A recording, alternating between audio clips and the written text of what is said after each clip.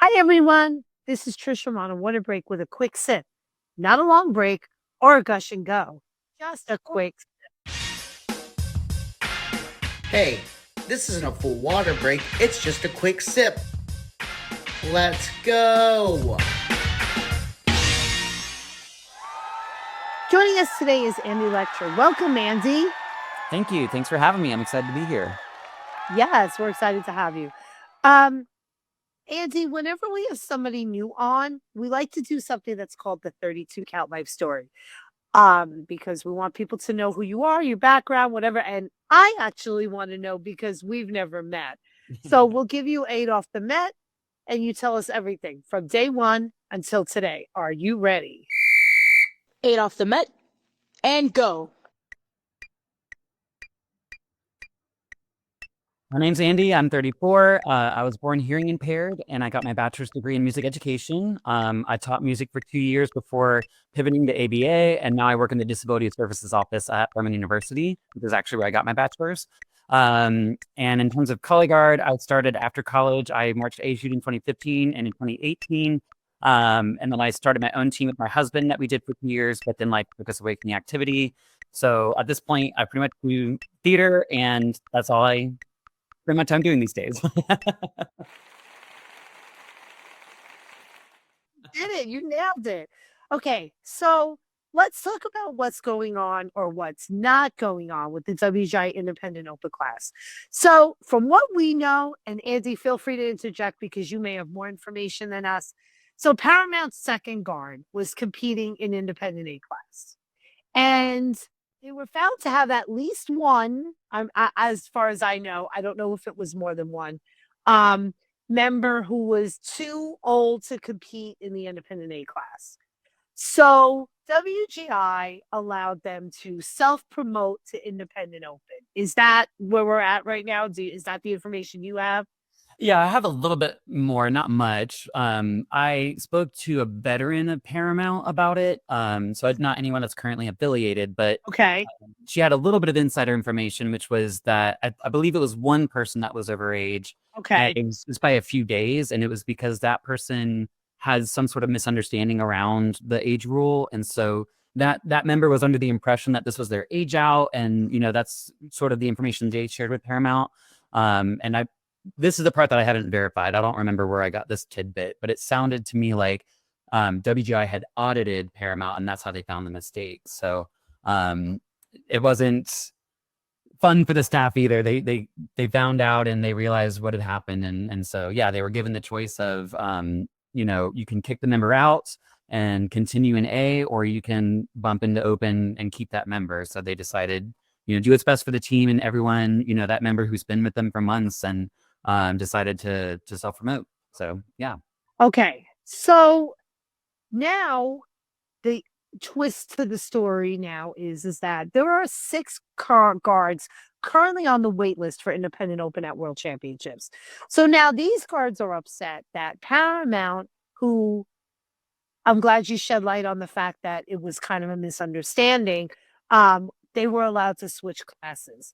But those 6 groups are very reluctant to talk. And we've tried reaching out to a bunch of groups, hoping that WGI, when the schedules come out this week, is going to allow those 6 guards to compete.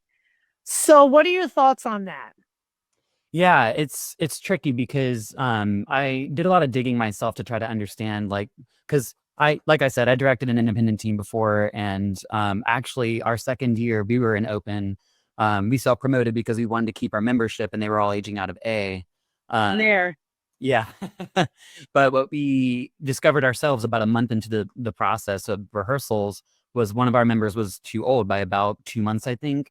And we were early enough in the season that it wasn't going to impact everyone as much. So we actually ended up deciding to talk to the member and say, I'm so sorry. Like Yeah. we have to go. Because we did not have a choice of bumping into World. That would have been a whole nother beast. But I know how hard that is. And so when people are looking at this waitlist situation, another element that people, I think, maybe don't know about, or haven't seen the director side of things as much of, is the registration process. And When you register, you're given certain windows, and if you register by this window, you're in a certain sort of tier, I guess is what you could. Uh-huh. I'm a little bit out of it because I haven't done color guard for 3 years, but that's what I remember. And They would have been tier 1. yeah, Would have been going to world championships and in the, in A class, which is regionally, they hold those off till the end. So they would have been tier 1 and those other groups as well. Independent open planning to go to world championships would have been tier 1 as well. yeah. Okay, yeah. So what I understand of the rules is that when, like, let's say you're a Scholastic A team and you get reviewed because you perform really well at a regional and you get promoted.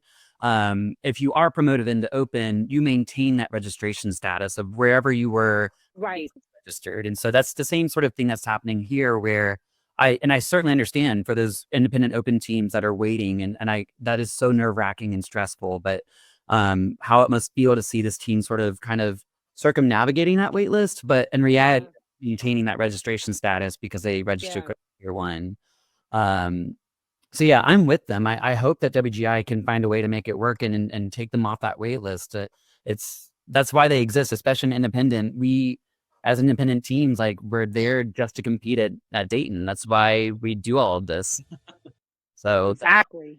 I think, yeah, I had Exactly. registration for sure. So, I agree. I hope that when the schedules come out, at least some of them get in. I can't imagine being a guard like Emerald right now, like from California. How do you put that all together now? If they do find out that they get in, it's gonna be crazy. Speaking of which, I mean, okay, so they did their first regional this weekend, did Buford in Independent Open, and apparently, it didn't really go very well. So that's unfortunate too, that this all happened and now, who knows, it didn't seem to go very well. I mean, maybe in their eyes it was successful. Maybe, hey, we got out there, we did a regional and open, in their eyes it was successful. You know what I mean? So we have to take that for what it's worth too. Have you seen any of these groups live? Have you seen Paramount live?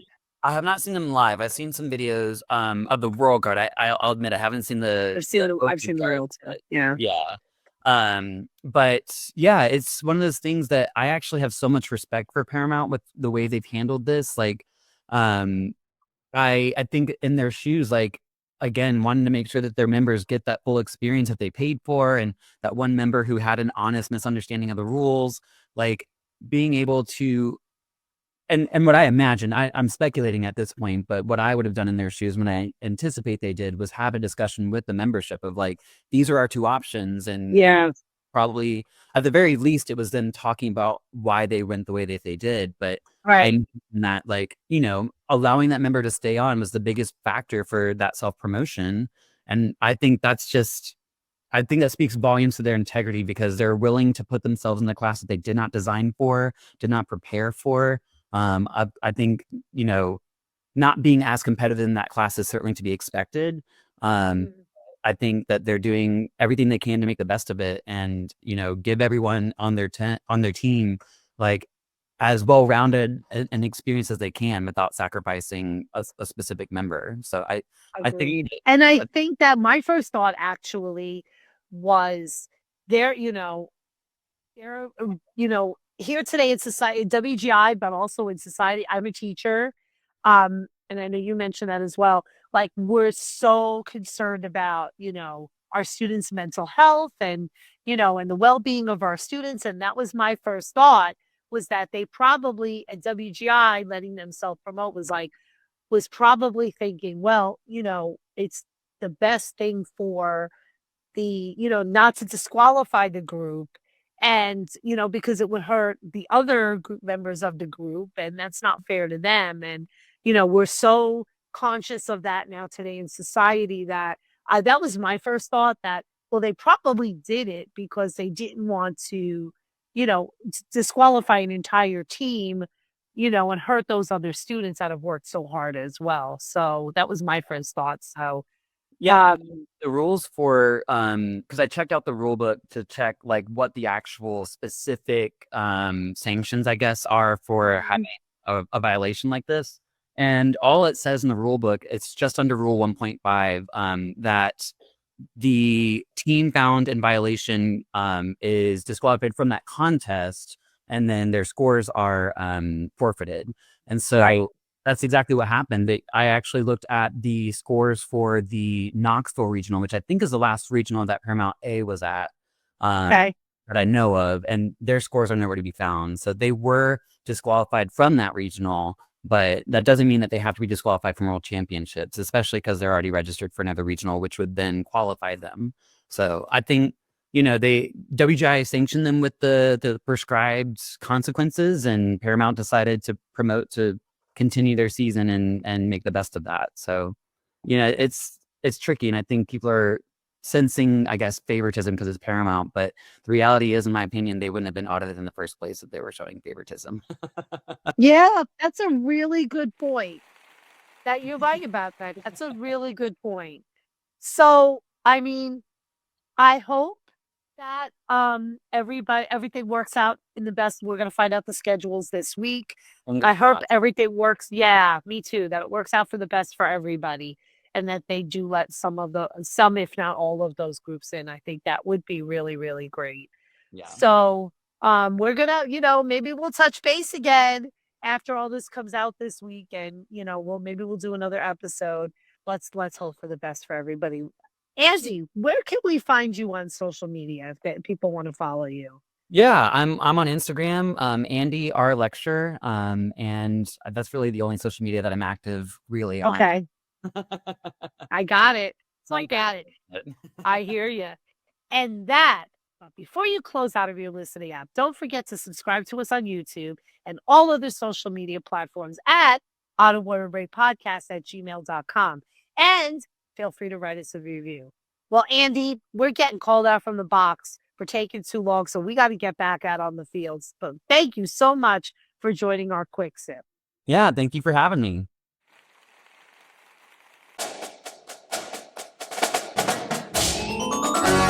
The On a Water Break podcast was produced by Jeremy Williams and Christine Ream. The intro and outro music was produced by Josh Lyda. To learn more, visit lydamusic.com. And until next time, thanks for tuning in.